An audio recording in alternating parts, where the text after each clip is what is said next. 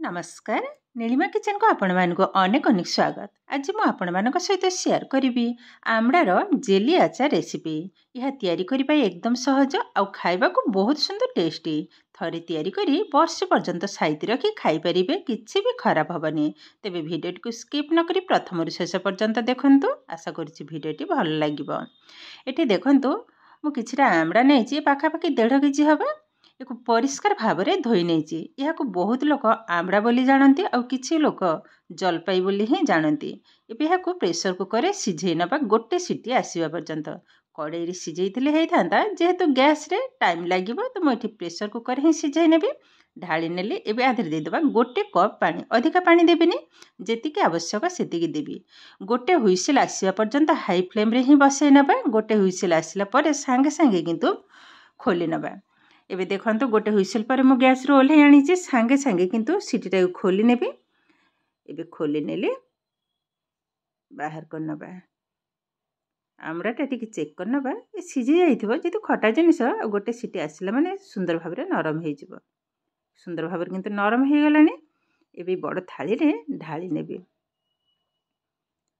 सब जाक भल भाव ढाली नबा, टिके केयरफुल। बस ढाली नेले। एबे चामच साहाय्य एभली भाव टिके चकट नबा। आमर मेन दरकार ये जो खटा पानीटा भल भाव चकट नेले खटा पानीटा बाहर जीव। एबे गोटे बड़ बाउल नहीं ता ऊपर रखी नहीं छणाटा। एबे ढाली नबा। प्रबल गरम आ ये गरम अवस्था रे छाणिले किंतु भल हबो। अधा ढाली नेबे। बस एति खेले हे जीव। एबे कोन करबा, ए चामच साहाय्य हल्का रे टिके एभली भाव टिके मास कर नबा। तो भल भाव किंतु खटा जिनसटा बाहरी जीव। अधा कर नेली आ अधा भी बाकी तक भी समान आकर एभली भाव टिके चकट नबा। देखंतु आ बाकी जितक थिला ताको एभली भाव टिके चकट नेली। एबे रसटा बाहरी हे गलानी। देखंतु आउ थरे मधम ताको छाणी नेबे। आ ये ठीक एभली भाव रे बहळे ही हबो। एबे आरंभ करिवार से गैस रे ऑलरेडी बसई नेछि कड़े। एबे से रस को ढाली नबा। बस एबे गैस रो फ्लेम को हाई रे ही रखी जे। एबे आधे दे दबा स्वाद अनुसार लुण सामान्य टिके। बस एबे दे दबा चीनी। चीनी एठी मु 100 ग्राम रो चीनी पकाइली। जेहेतु प्रबल खटा आउ टिके खटा मिठा हेले जेलीटा किंतु बहुत सुंदर लगे। दे देले। एबे हाई फ्लेम रे किंतु ई पाखापाखि 10-15 मिनिट टिके बसिबो। एबे दे दबा जो जिनिसटा मेन जिनिस से होची विनेगार। गोटे चमच पकई नेबी। विनेगारटा पकईबा द्वारा जेलीटा किंतु बहुत दिन पर्यंत रहिबो। खाली जेली नुह, जेकोसी आचार तैयारी कला बेले जदि विनेगार टिके पकेबे ए वर्ष वर्ष रहइबो, किछि भी खराब हबनी। आधे गोटे सुंदर कलर आसीबा पई रेड फूड कलर अल्प टिके पकई नेली 4-5 ड्रॉप। कलरटा किंतु बहुत सुंदर आसीबो। न देले भी किछि प्रॉब्लम नाही। सुंदर टिके देखा जिबा पई मु एठी फूड कलर ही यूज करली। आपण माने चाहिले पकई परिबे, न हेले नाही। एबे कंटिन्यू गोलेबा कहबा। देखंतु धीरे धीरे किंतु बहळे हे आसिलानी। फास्ट चीनीटा मेल्ट हेलारू टिके पतला हे जाइतला। एबे देखंतु आगो अपेक्षा किंतु टिके टिके बहळे हे आसिलानी। एबे कंटिन्यू किंतु गोलेबा को हबो। जेहेतु चीनीटा अछि तळे लागि हे जिवो। आ कंटिन्यू न गोलेले जानि भी परिबेनी। मझिर मझिर किंतु टिके चेक करिबा को हबो। देखंतु ए भली भाव टिके उठै कि देखंतु उठौची तार गोटे तार टाइप रो ही आसुची। एबे चेक करनबा। गोटे थाली रे गोटे ड्रॉप नै नेबे। देखंतु रखि नेली। टिके ठंडा हैला परे देखिबा।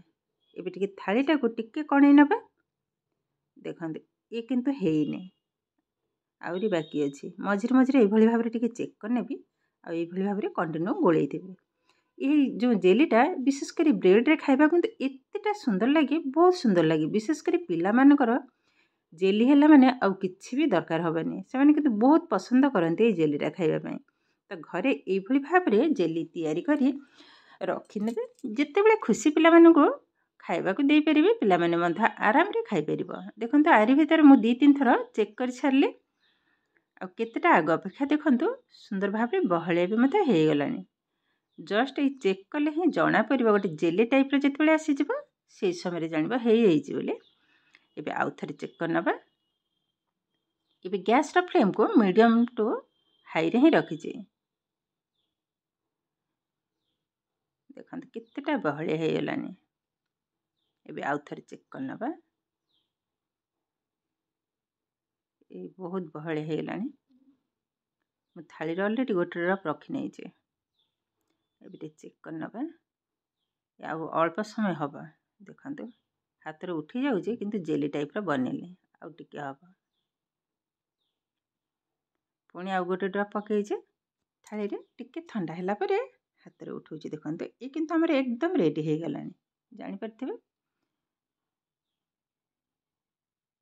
बहुत सुंदर बनी जे एबे गैस रो कड़ी को ओल्हे जे ये हल्का टिके ठंडा हैला परे डबा रे रखिबी डबा न काच जार रे रखिबी और संपूर्ण ठंडा हैला माने एकदम जेली टाइप रो थलथले हे जिवो तो हल्का टिके ठंडा हैला परे जार रे ढाଳି नेबे ओके कलर टा देखंतु केतेटा सुंदर बनी जे आ बासना टा भी बहुत सुंदर आसुचे बस एटिका हल्का भी ठंडा हे गलाने एबे गोटे काच जार रे ढाଳି नबा